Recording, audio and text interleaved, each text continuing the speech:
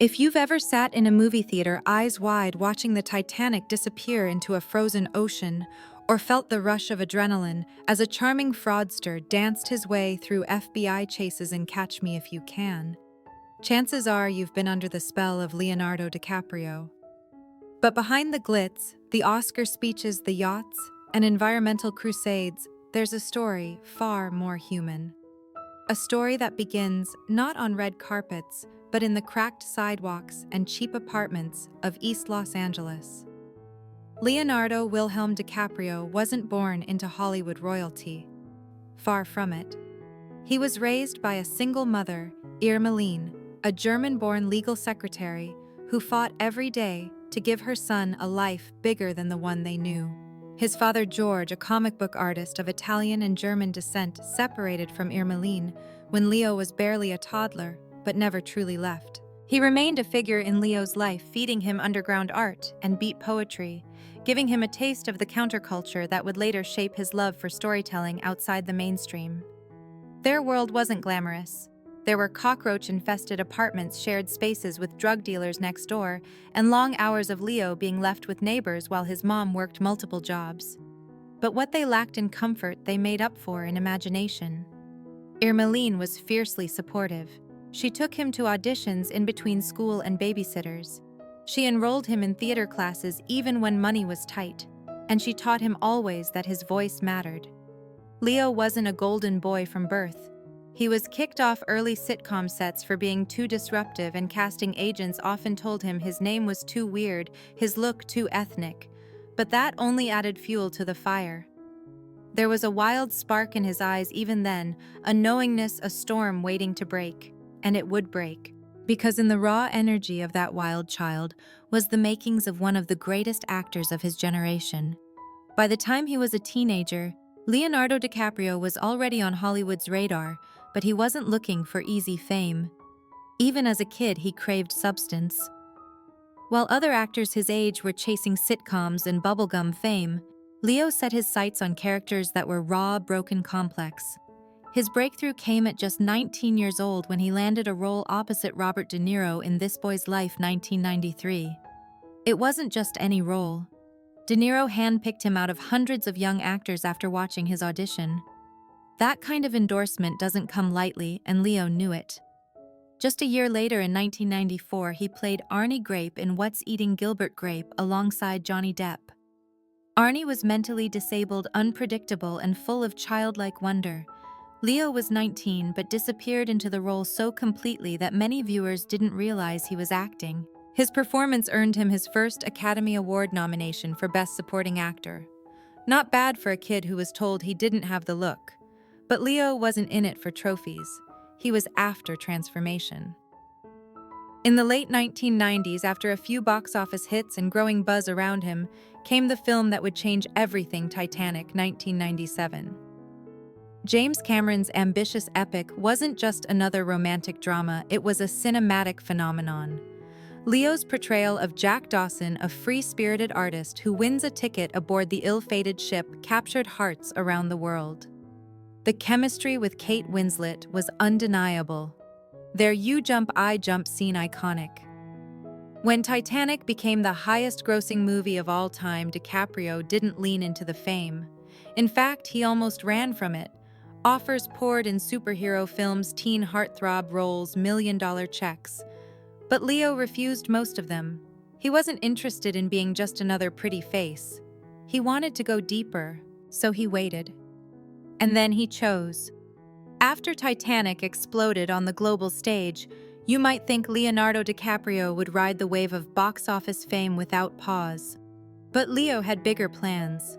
In the late 1990s and early 2000s, he sought out a mentor, one who shared his thirst for complex, character-driven stories. Enter Martin Scorsese.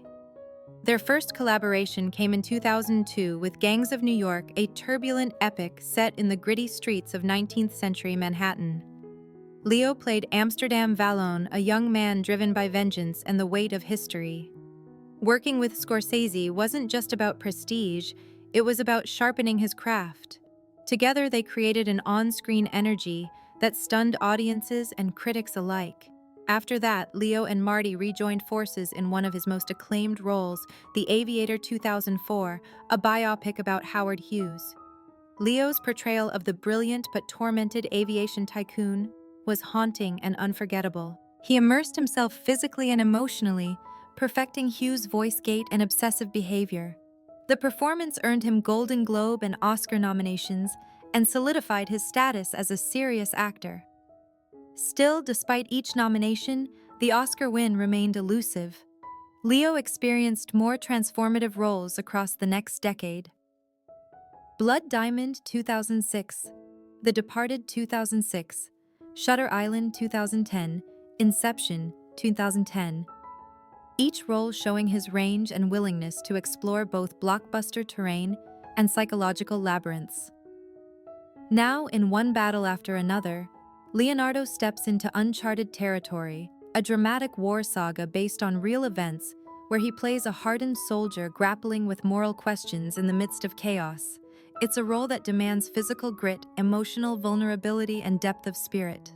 Early footage shows him in dusty trenches staring at devastation torn between duty and conscience. Another chapter in Leo's ongoing quest for roles that resonate beyond the screen. As this film gains international buzz, it's another testament to Leo's unrelenting pursuit of meaning. He isn't making movies for the limelight. He's making stories that remind us why cinema matters. For nearly 2 decades, Leonardo DiCaprio was the bridesmaid of the Oscars, the one always invited, always praised, but never crowned. 5 nominations, 0 wins. It became a meme, a running joke. Late-night hosts teased fans, made videos, and even Leo laughed it off at interviews. But beneath the humor was a quietly burning truth: no one worked harder for their craft. Then came The Revenant.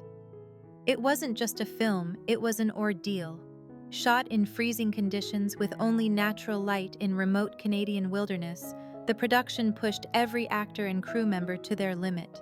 But no one was tested like DiCaprio. He ate raw bison liver, crawled through icy rivers, and filmed scenes while suffering from hypothermia. It wasn't about method acting, it was about total immersion. When his name was finally called at the 2016 Academy Awards, the world erupted. The standing ovation lasted nearly a minute. DiCaprio walked up calm, but clearly emotional, and delivered a speech not just about the film, but about the planet. Climate change is real. It is happening right now, he said, using his moment not for self-congratulation, but for advocacy. That's Leo in a nutshell. Since 1998, when he created the Leonardo DiCaprio Foundation, he's poured time, energy, and millions of dollars into causes many celebrities only nod toward. His team has protected 2 million acres of forest-funded tiger conservation in Asia, supported clean water access in Latin America, and backed indigenous land rights across the globe. He's not just a face on a poster, he's at summits and field projects and policy talks. But Leo's activism isn't loud or glamorous. He's not posting selfies with protest signs.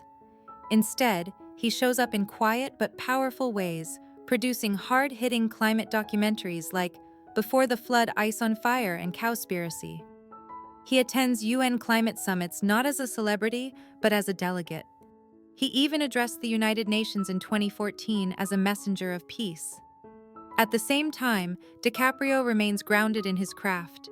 He continues choosing roles that matter, balancing commercial appeal with narrative weight. From Once Upon a Time in Hollywood to Don't Look Up, Leo refuses to be boxed in. His film choices reflect a man who knows that art and message can and should coexist.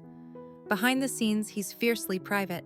He rarely discusses personal relationships in the media, avoids social media for the most part, and values his downtime, often seen paddleboarding, scuba diving, or biking through the countryside.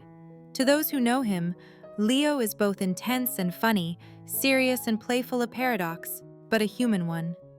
And now, as buzz builds for One Battle After Another, many see it as more than a film, it's a culmination.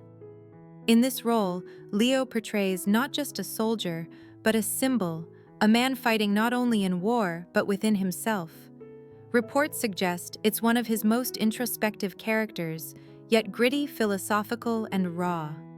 The kind of role that echoes his own real-life battles against fame, against apathy, and for the planet. As we reach the current chapter in Leonardo DiCaprio's story, it's impossible not to reflect with awe. From the graffiti-lined neighborhoods of East LA to the global stage of the Oscars, his journey has never been predictable. It's been one of reinvention, vision, and unwavering dedication. By 2025, DiCaprio has spent over 3 decades in the spotlight, not just surviving fame, but shaping it into something purposeful. He's not just a movie star. He's a symbol of what it means to evolve with integrity. His upcoming film, One Battle After Another, is already generating intense anticipation. While the full plot is still under wraps and the film is set to release in September 2025, early reports and trailers suggest a gritty, emotional war drama unlike any he's done before. DiCaprio portrays a soldier caught not only in external conflict, but in moral and emotional turmoil, reflecting the internal battles he's often explored throughout his career. Critics and fans alike are hopeful could this be another career-defining performance. While no one's seen the full film yet, the tone, visuals, and Leo's visible intensity in the teasers already hint at something powerful. It's not just another war film, it seems to ask questions about survival conscience and the human cost of violence. And perhaps that's why it matters so much. The role echoes the themes Leo has long carried with him: justice, resilience, and the weight of choices. Whether through The Revenant, his documentaries, or now this film, Leo has always gravitated towards stories that challenge audiences to feel deeper and think harder. What comes next remains unwritten. He's rumored to be exploring directing possibly a feature rooted in environmental history. And while retirement is nowhere in sight, Leo has said he's more selective than ever, only taking on projects that stir something real inside him. One thing's for sure. One Battle After Another marks not an end, but another beginning. A continuation of a legacy built not just on talent, but on thoughtful risk and relentless purpose. And when it finally hits theaters, we won't just be watching another DiCaprio film, we'll be watching a chapter in a much larger story, one of art activism, and a man who never stopped evolving.